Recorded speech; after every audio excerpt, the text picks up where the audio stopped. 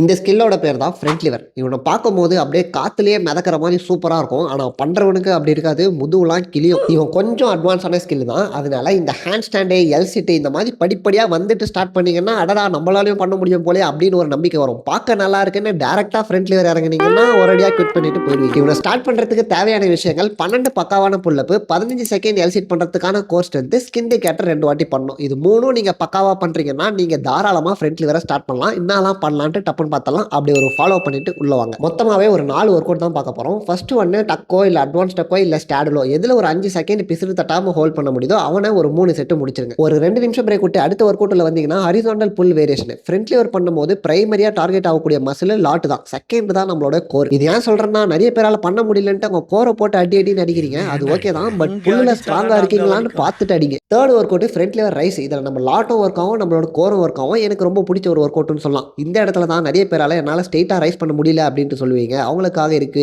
இந்த மாதிரி பேண்ட். புல் அப் பண்ற மாதிரி கால்ல மாட்டிக்கோங்க. அதோட சப்போர்ட்ல இந்த மாதிரி ஸ்ட்ரெயிட்டா ரைஸ் பண்ணுங்க. அப்புறம் இந்த மாதிரி பாடி ஆர்ச் ஆகுதா இல்லையான்னு ஒரு வீடியோ எடுத்து பார்த்துக்கோங்க. ஸ்டார்டிங்லேயே சரி பண்ணிட்டீங்கன்னா கொஞ்சம் நல்லது. Last work out dragon flag. நீங்க கோர் ஒர்க் அவுட் பண்ணும்போது அதுக்குள்ள சொருவிடுங்க. அவ்வளவுதான்.